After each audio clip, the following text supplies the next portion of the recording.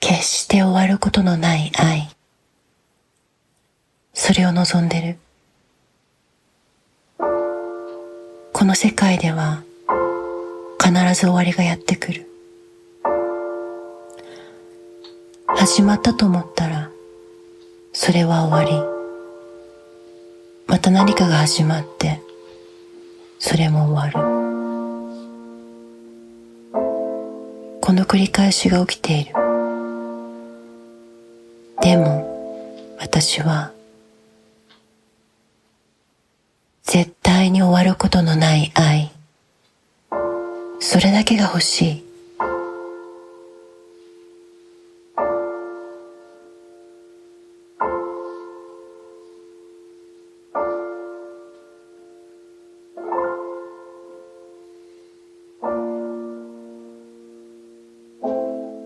旦那さんの体が終わっていくその通過点で、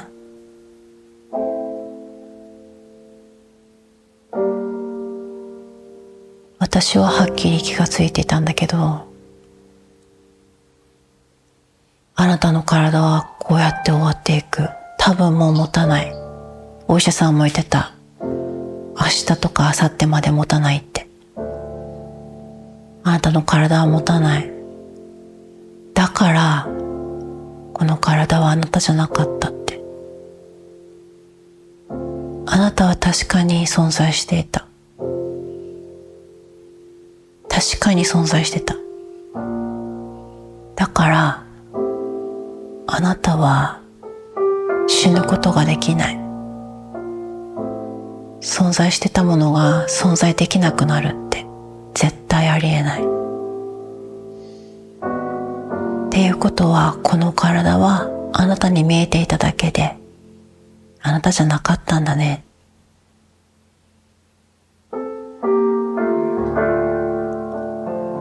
出来事としてはものすごく衝撃的で悲しい出来事なんだけど、でもあなたがこれだったはずがないって。旦那さんの胸の上に手を当てて、本当にありがとうって、今までありがとう、ありがとう、ありがとう、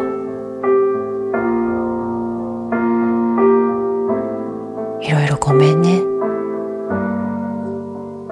愛してるよ。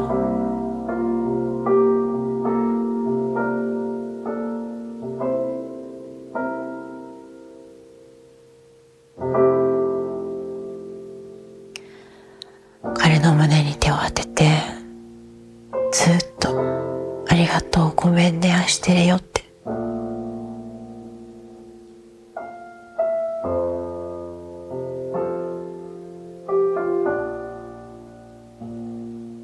ずっと言い続けました。私だけじゃなくて娘たちもそれは理解していて、今私たちができることはこれだけだって。彼の体に手を当てて、ありがとう、ありがとう、大好きだよ。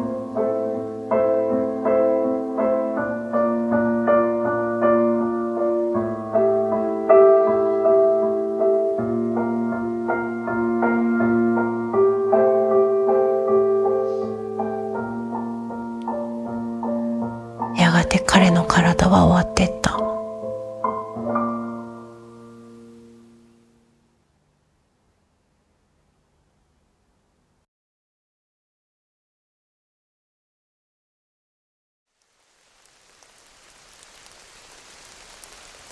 突然のオートバイ事故で私たち家族はショック状態だったけど、実はこの事故も彼の死もすべては計画通りで避けられない脚本だったって、私も娘たちも気づいていた。それをコントロールすることは不可能で、あの大雨の中、対向車線からやってきた自動車が突然右折してきて、旦那さんのバイクにぶつかることも避けられなかったことだって私たちは気づいていた。私たちは運転手を責める気はなかった。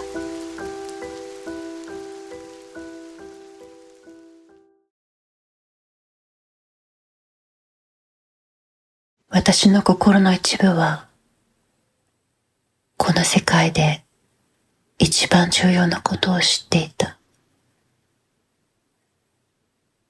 永遠に続くものだけが本物で、始まったり終わったり変化するものは全部偽物だって知っていた。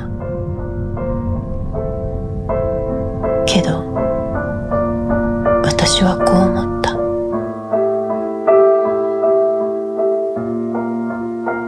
一体この世界のどこに本物があるんだろう。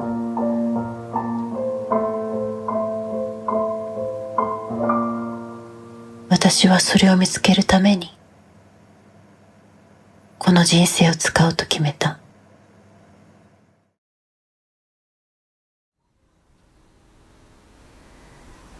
And the spiritual journey is about freedom. It's about finding true freedom, like freedom of mind and discovering the freedom of being able to truly love and be ourself in the truest sense. Like let the love that we are shine, let the light that we are shine and be truly happy as we were created to be. So the spiritual journey is about realizing everything that's blocking it and being so humble and willing to see and uncover and discover everything that is not the truth of who we are as a creation of God, and ask for the help to have that be healed and removed from our mind.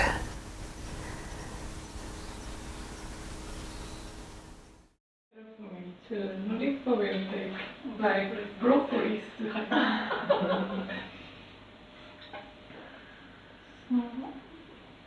I know for many there has been an experience of the journey being a lonely journey, and for many you can even be surrounded by people and still experience it as a lonely journey, and that is a state of mind that is being healed. In my experience, the journey has been collaborative, and it has involved relationships and healing through relationships right from the very beginning. So even though every spiritual journey is one that we must take within our own mind and for the healing of our own relationship with God, which you could say is a personal journey that everyone takes. A Course in Miracles is a pathway that uses relationships, and it's stated in the Course your way will be different. So if you're attracted to A Course in Miracles, a holy relationship will be given you as a means of saving time. And what my experience has been through this pathway is that every relationship I'm involved in, whatever type of relationship, it's all used for seeing my own mind, seeing my thoughts, seeing my level of comfort, discomfort, hiding, transparency, and therefore relationships are used as a means of going towards the healing rather than avoiding.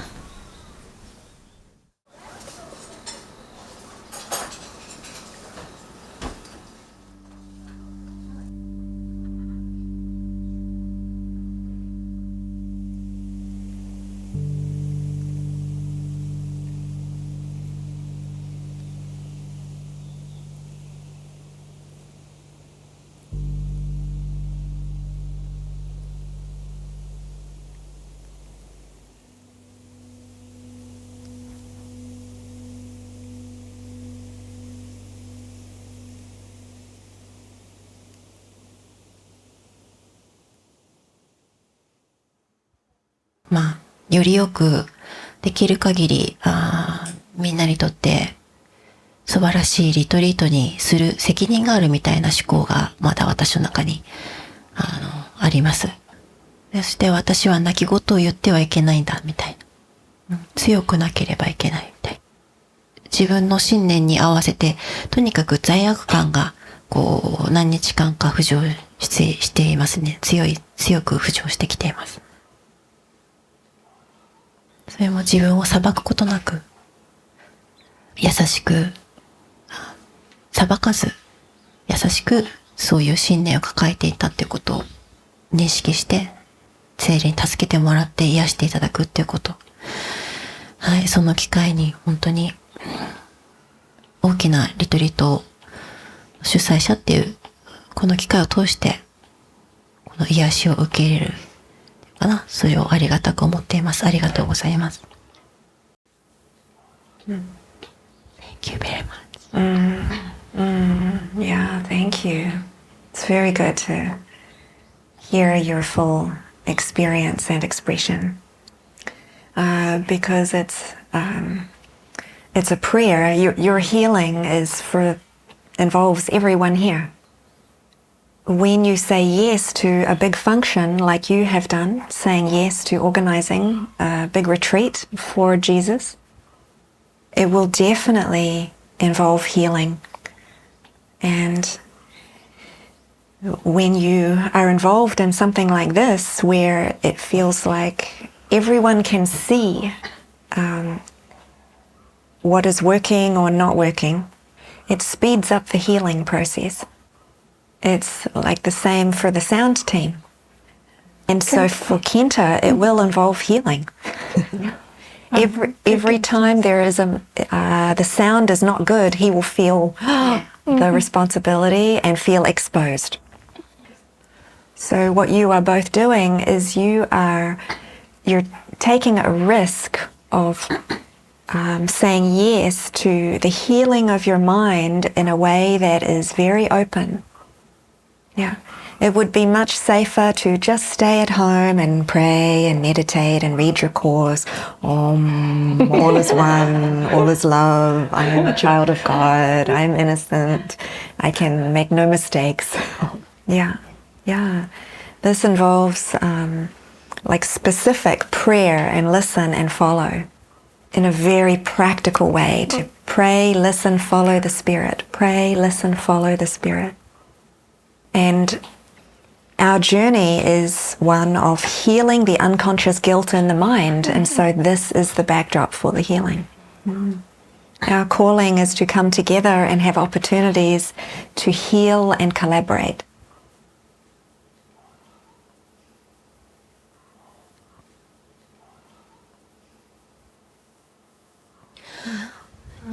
初心者の気持ちで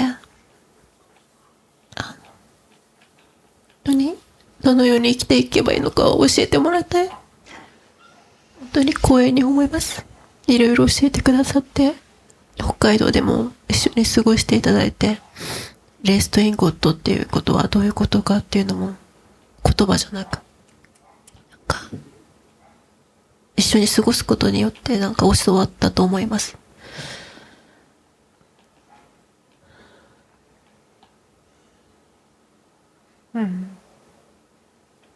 Thank you so much.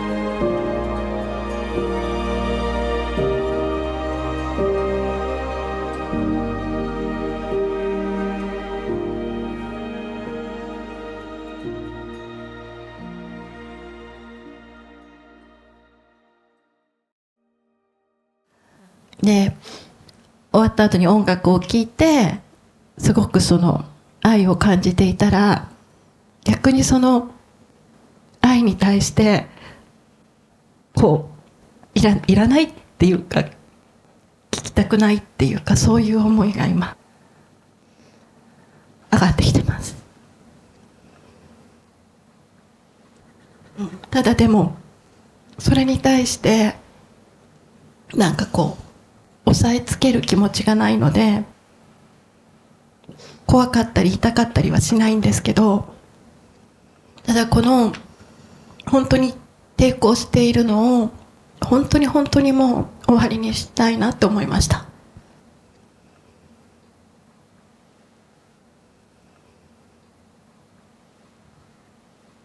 なんかすごく本当に私がいらないって言ってたなって。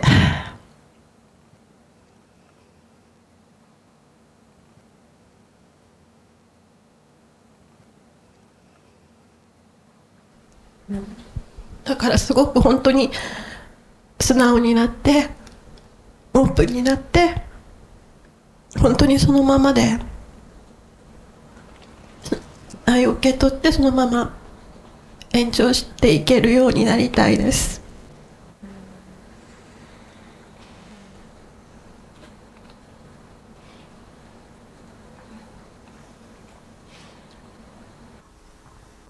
Yeah. Why does the darkness arise in the mind is because it's there.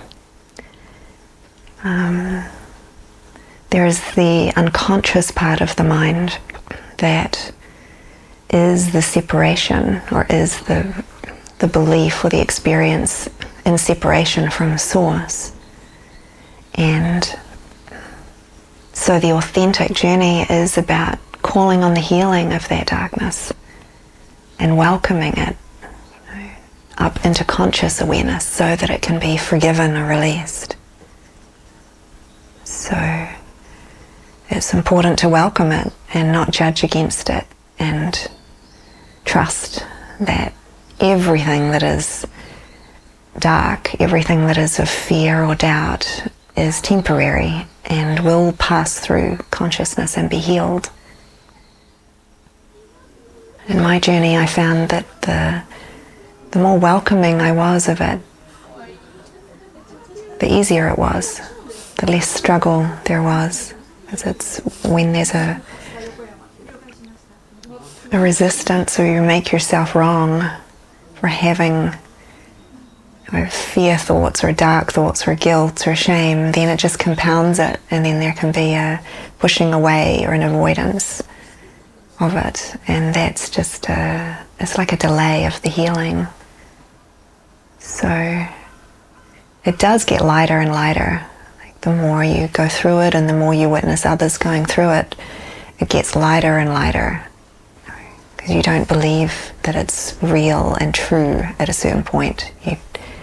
You see it be forgiven and shift into joy enough times, you know that there's a miracle on its way if anyone's going through healing, and that becomes so solid that the awareness just gets anchored that love is real, love is true, and anything else is temporary, and it's coming up for healing, and it's a good thing.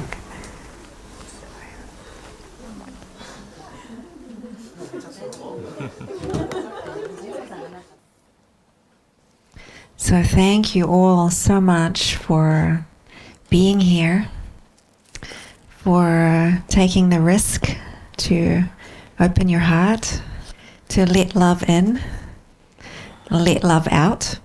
Yeah, because that's really the greatest fear that we have, is of love, which to the ego is a scary thing, but to our heart, to the truth of who we are, it is the most beautiful thing.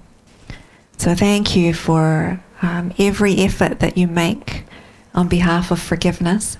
Yeah. For every time you're willing to let go of a thought that is not loving, and to allow your heart to open, because that is the greatest gift that you can give for yourself and therefore for everyone. Because we are doing this for everyone that we have ever met and will ever meet. And the miracle blesses everyone, it's total.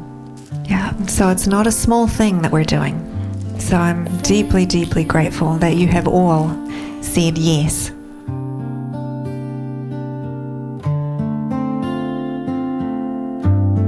Thank you.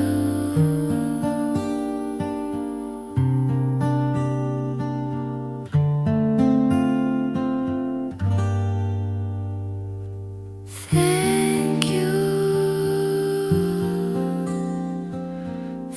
Thank you. Thank you.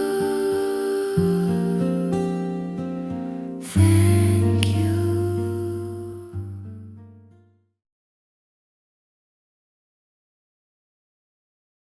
私はただ本当に価値あるものにだけ目を向けていたい。儚い偽物に気を取られず、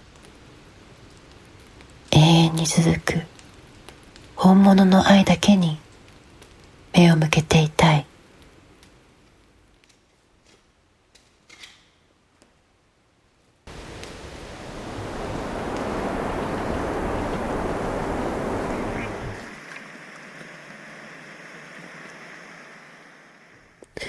なんで愛って特別な愛しか知らないのに欲しいんでしょうね。それが本物だから。特別な愛は偽物だった。だから偽物で私は満たされない。だって知らないでしょ。何を？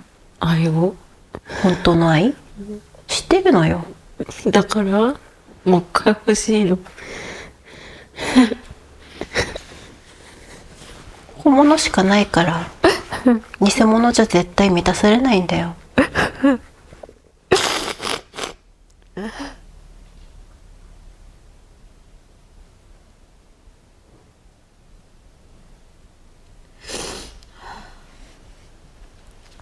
自分が渇望できるっていうことは知ってるんだなって思った。うん。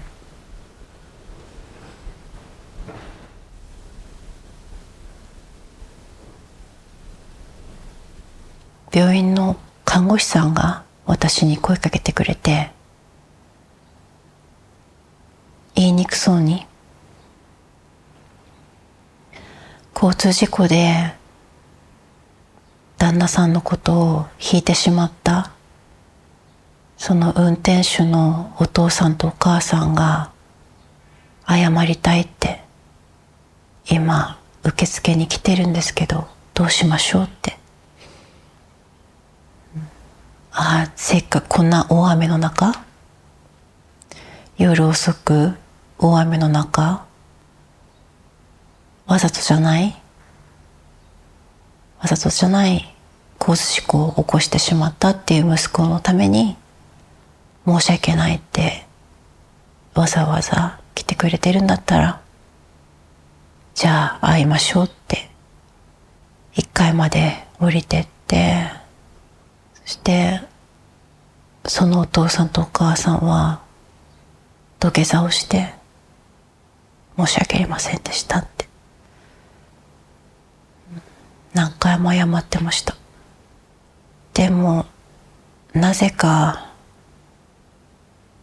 私も娘たちも全く責める気にならなかった。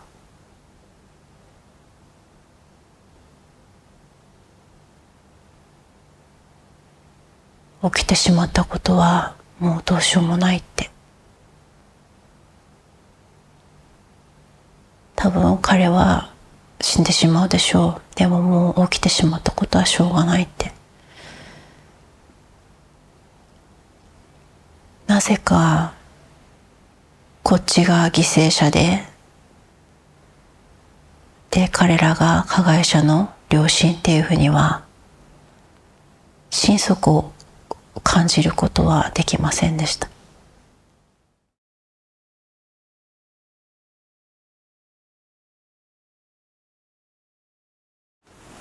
その交通事故で出会った青年のことを私は赤の他人とは思えなかった。同一であるという透明で純粋な感覚。青年の身に起きたことも私の夫に起きたことも自分のことのように感じた。もしどちら側も自分だとしたら誰のことも非難することはできない。ただ愛を差し出すという選択肢しかなかったんだと思う。そしてその時私の心は満たされていて幸せだった。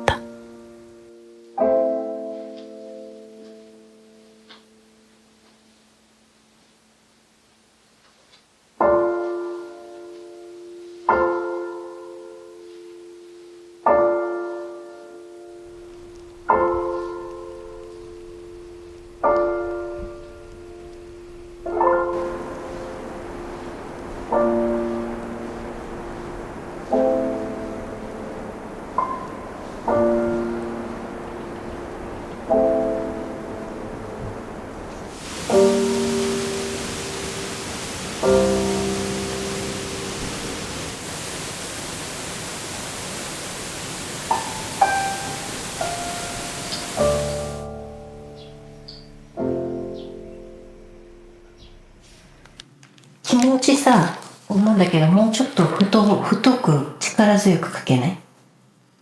なんかさ、ちょっと怖がってる感じがするんだよね。なんか汚く書けてもいいから、汚くなっても全然いいから、なんかこうビーダンスルーに入って通してくださいって、なんかこうか細い感じがする。なんとなくね、遠慮がちの。もっとこう堂々となさしめられてんじゃない？そんな気がしてけど。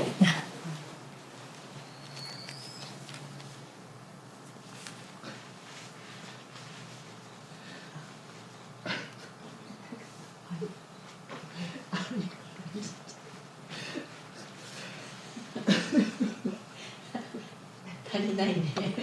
ない、終わらないね。何かが終わらない。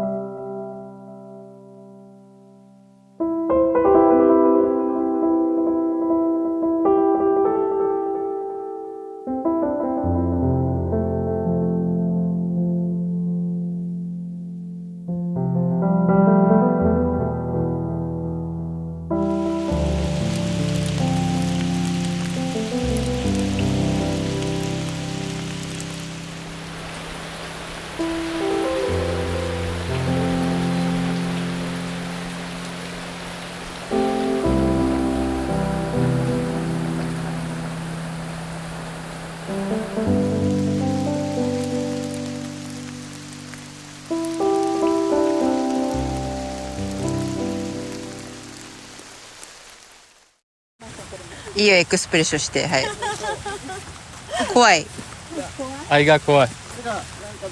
タカちゃんが私の花見ってこやつを集めてくれて集めた。ありがたくて、でも私タカちゃんが車の中でなんかおにぎりのゴミくず私が集めるからくださいくださいとか言ってるのをなんかバカにしててそんな、いや頑張らなくなっていいのにとか自分がやらなきゃいけないからだよねとかバカにしてたのに、なんかごめんなさいってなんかありがとうありがとう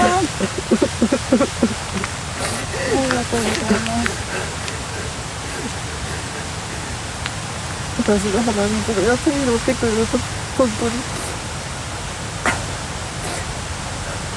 ありがとうって赤ちゃんの愛として見れなかった私が間違ってたって思った。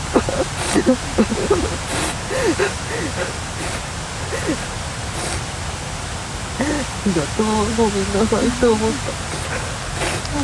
た。なんか17歳の春ゴールデンウィーク明けぐらいに寝ていたら弟が「姉ちゃん大変大変大変」って呼びに来て「何眠いんだけど」って言いながら「いいから来て」って言われて行ったらその物置でうちの父親が首をつっていた。で固まってたのはその時のうちの父親がそこにいるその姿を見た瞬間の何か怖さだったり悲しみだったりっていうのが本当にフリーズドライみたいにしてシュッて固まったんじゃないかなっていう感じがして、お葬式とかさっきも言ったけど私悲しいとかそういうの人に見せたくないのでもうずーっと笑ってた。来てくれる人に対してありがとうありがとうございますニコニコニコってだけど一瞬本当にグワッって泣くチャンスがちょっとだけ実はあって目が見えない方がいたの。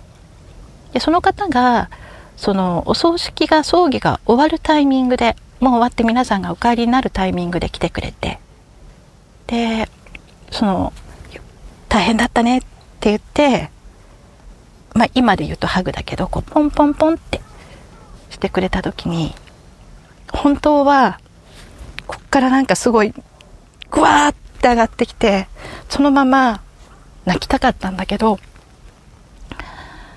なんか周りに他の人がいたからそれはできなくて泣くの我慢して絶対泣くもんかって今ほんのちょっとだけ涙が出てきてるけどこの涙も見せるのは嫌だったから我慢してでお葬式が終わってで終わった後に音楽を聴いてすごくその愛を感じていたら逆にその愛に対してこういらないっていうか聞きたくないっていうかそういう思いが今上がってきてます。だからすごく本当に素直になってオープンになって本当にそのままで愛を受け取ってそのまま延長していけるようになりたいです。それね、17歳の時のタカちゃんはもうそれしかやりようがなかったからそれを瞬時に抑圧して押し殺したと思う。殺したと思う、その感情。でもそれを数十年ぶりに認めてあげていいの。もう触れてあげていいの。出させてあげていいのね。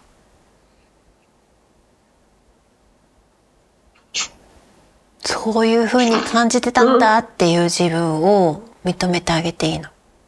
そりゃそうだよねって。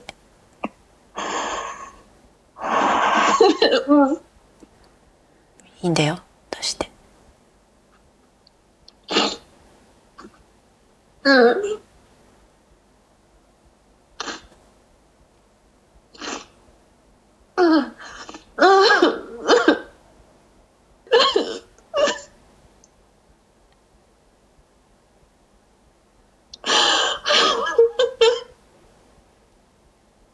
傷つけてやろうと思ったし、罪悪感を感じさせてやろうって、それがあいつにはふさわしいって思ってたと思う。でも檻の中にいるお父さんを見たら、それの思いが全部消えちゃって、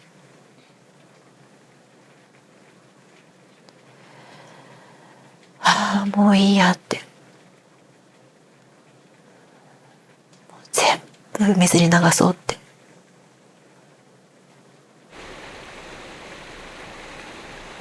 何の期待もせず、誰だかわかるって父に言ったら、わかるよって、のりこでしょって、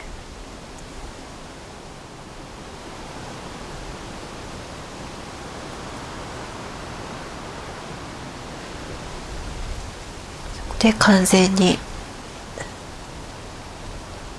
チャンネルが切り替わって、お父さんを憎悪する生き方から、お父さんを許していく生き方に変化していって、私と父の間にずっと流れていた愛がここにあったんだって、それでもう全部許す気になった。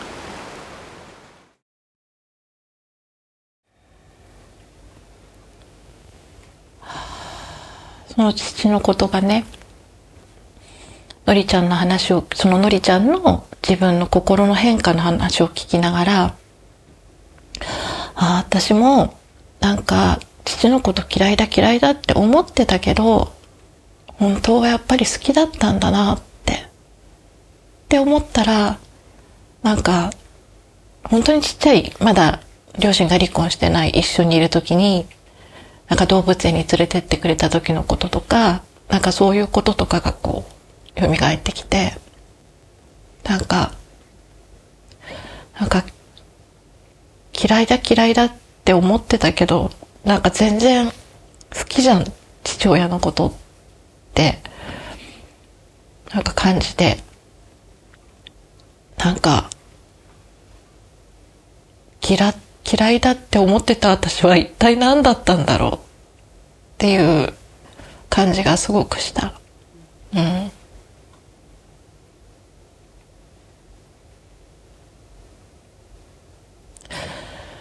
で今なんか話をして思ったのは、なんか父の亡くなり方が亡くなり方だったから、嫌いだって思わないといられなかったような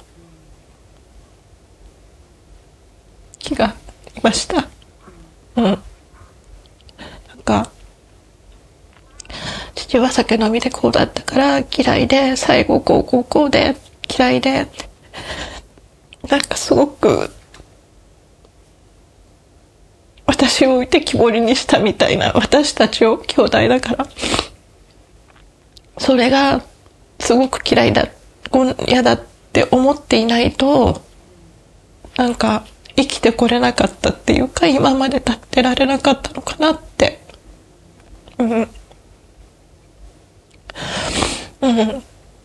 それは今感じたことなんだけど、きっとそうだったんだなって。好きだって認めちゃうと、なんか踏ん張ってられなくなる。せっかく頑張って立ってるのに自分で立てられなくなるから、それを認めたくなかったなって、今思いました。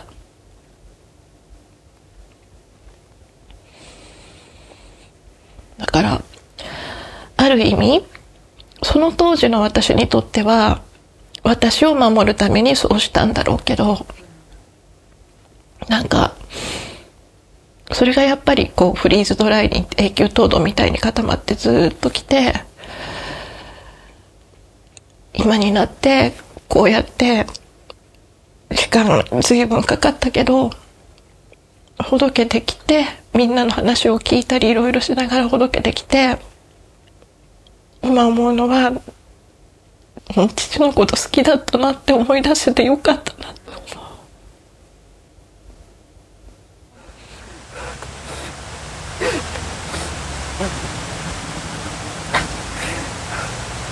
自分がなんて言っていいかわかんないけど、いっぱいありがとうが溢れてきてます。なんかタカちゃんの中に自分を見てて、なんかやらなきゃとか頑張らなきゃとかしてるんじゃないかとか思って、そんな頑張んなくていいよとか、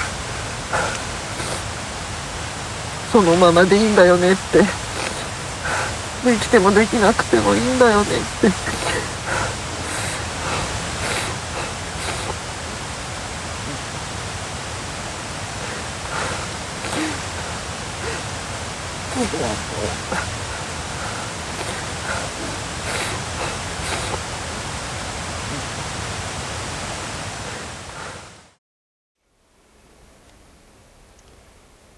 Maybe we can announce the name and then see what happens.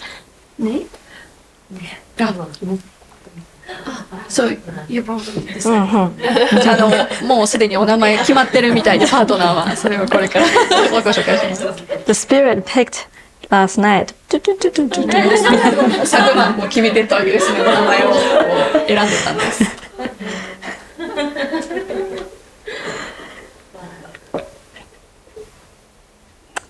So we have Takako and Masako. Takako and Masako.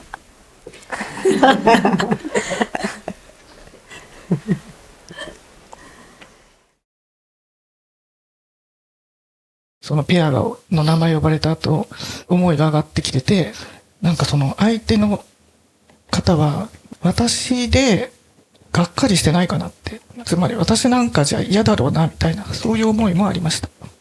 で、そのことも、相手の人に伝えました。で、最後終わった後に、マイティコンパニオンの彼女が私の名前が呼ばれた時に、がっかりじゃなかったって言ってくれたんですけど、でもなんか私その言葉を聞いてもやっぱり信じられないっていう、本当なのみたいな、やっぱり私なんか愛されないよねみたいなすごい信念があります。でももし彼女が本当だよって言っても、なんかでもやっぱり信じないかもしれないっていうでも本当は愛を望んでるんですけど、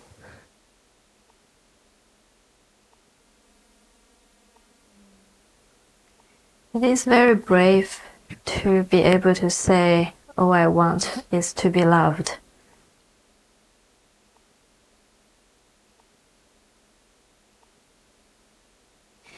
And with holy relationships like this, what we notice is that we're also not asking the other person to give me what I denied myself.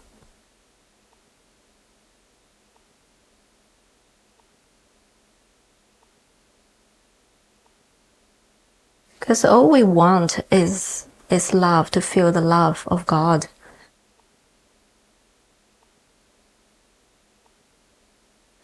And in this world, we try to find it from other people, demand it from them.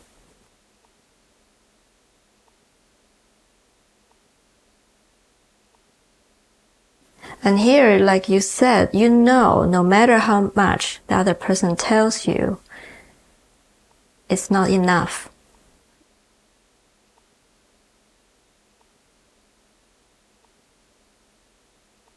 So it is up to the Spirit now to convince us.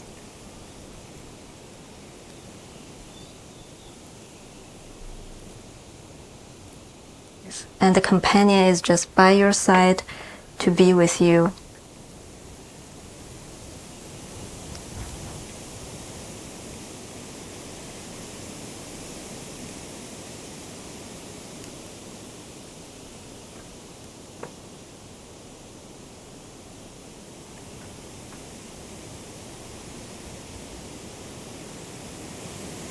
I think it is true that what David reminded us, that we're here to expand our mind.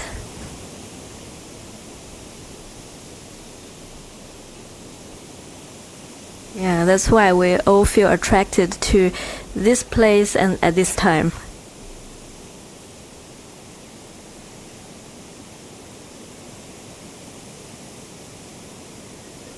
And just let us hold that purpose and pray in our heart.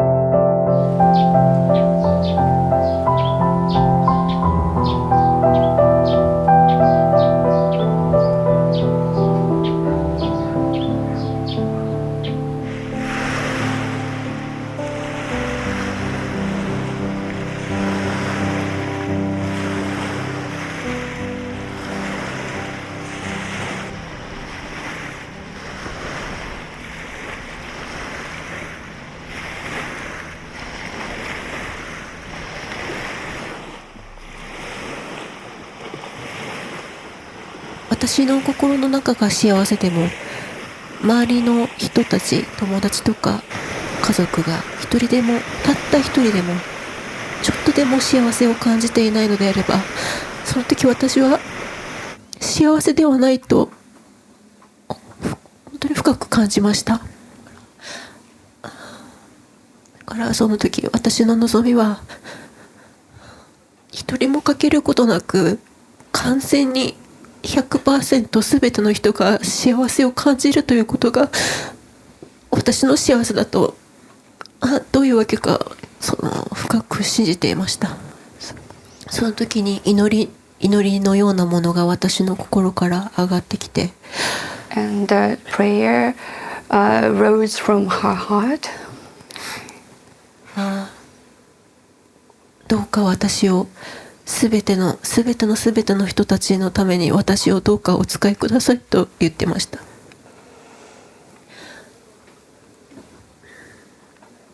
そして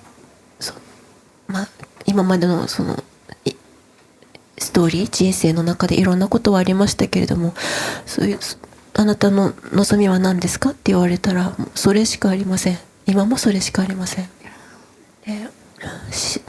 非常に幸せなことにこのような機会を与えてくださって、カリキュラムとしてこういうことがもう自分の努力なしに現れてくる、本当に。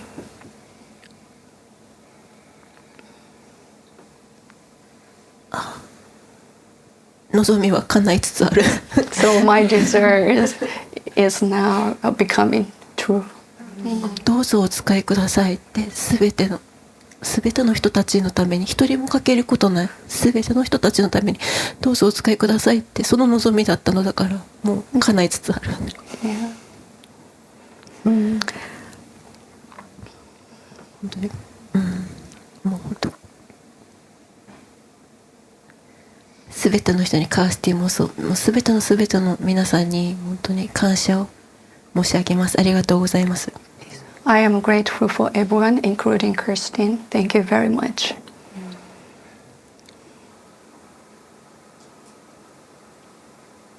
It's beautiful, Nariko. I know you've been saying that for a while. I want to live in this. I want to live in the experience of spiritual community. And it just feels very natural. You're already praying and listening, and your main priority is Jesus and serving God. So it's very, very natural. It just feels like the natural steps for you. Because of your desire to share and to collaborate and to be surrounded by those who reflect your devotion. So it does not feel surprising. It feels, even when I've talked with David or Francis about Japan, they've said, yes, Japan, we really feel Japan. And David says, yes, I'm sure there will be spiritual community in Japan. And we talked about it at our center one day in Utah, and so many volunteers, they said, I want to go to Japan. I would love to support community in Japan. There is a feeling of such integrity and vigilance and mindfulness that is almost part of consciousness here, or part of the culture. There is an honor. There is a sense of honor and wanting to value the Most High. And if it doesn't happen here soon enough, and Nariko, you want to come over to visit the community, you just come. Maybe Japan comes to Mexico or Utah for a while. There's lots of opportunities for experiencing community. It feels so open. It's the Holy Spirit's plan. It's like, where do we go? Do we all come to Japan? Or do some from Japan come to Utah? We're just open. But right now, me coming here, it was like the first step for this experience for 7 days, opportunity. Yeah. Precious opportunity for you to collaborate and pray and heal and join together. And then the Spirit makes it very obvious what is the next step. Yeah. And we don't have to try to figure it out. It shows us. And so when there is enough of the timing for that, then it just would naturally unfold.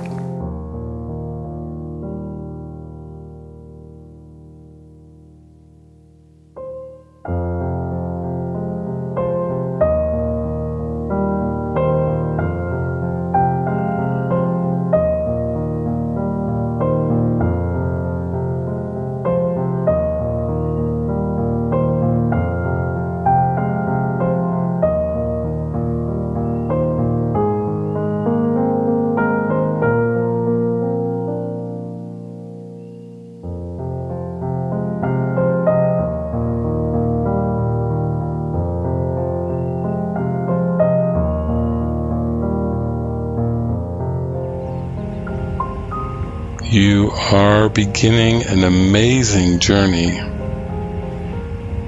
toward peace eternal, a very tranquil, calm state of mind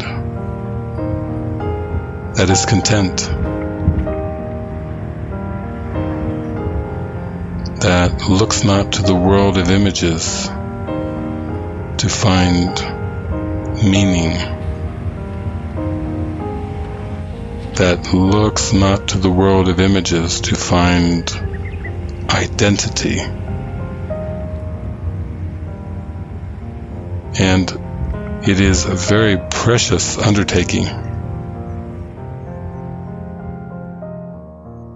It will lead you to heights of happiness.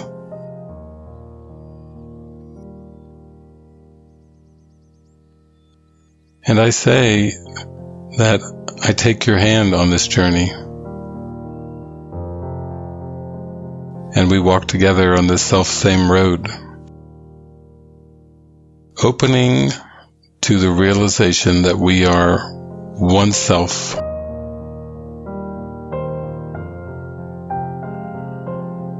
united by our Creator,